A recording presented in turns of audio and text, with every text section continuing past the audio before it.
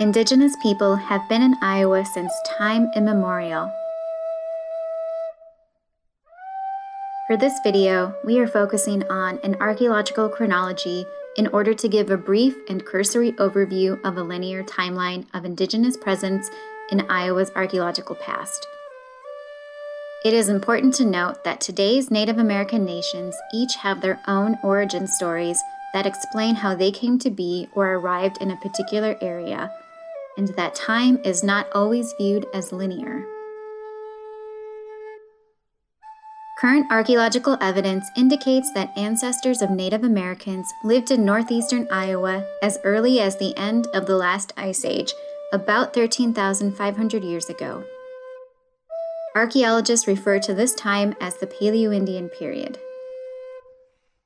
Near what is now Lake Delhi, the find of a Dalton-style projectile point tells us that Indigenous people were hunting, fishing, and gathering wild plants in this part of the Maquoketa River Valley at least 10,000 years ago.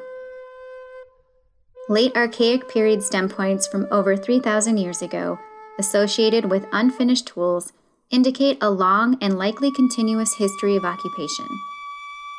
The many archaeological sites identified as stone tool workshops provide strong evidence that the valley's high-quality chert deposits were also an important asset. Indigenous presence in the valley became more intensive beginning around 2,500 years ago in what archaeologists call the Woodland period.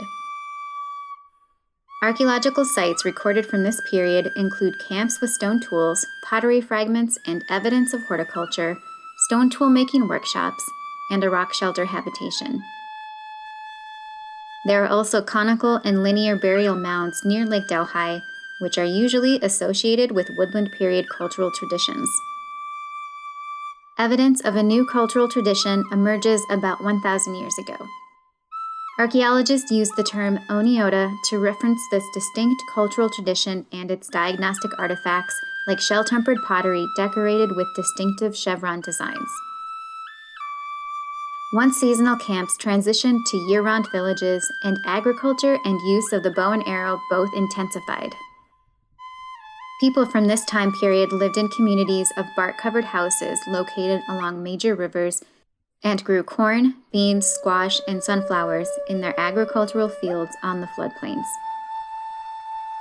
The time period represented by the Oneota cultural tradition is the first archaeological component that can be directly connected to contemporary tribal nations. The Indigenous people who created the Oneota cultural tradition are ancestors of today's Iowa, Ho-Chunk, or also known as Winnebago, Otoe-Missouria, Omaha, Ponca, and other related tribes. The intentional removal of Indigenous people from east to west began as soon as Europeans colonized the Americas.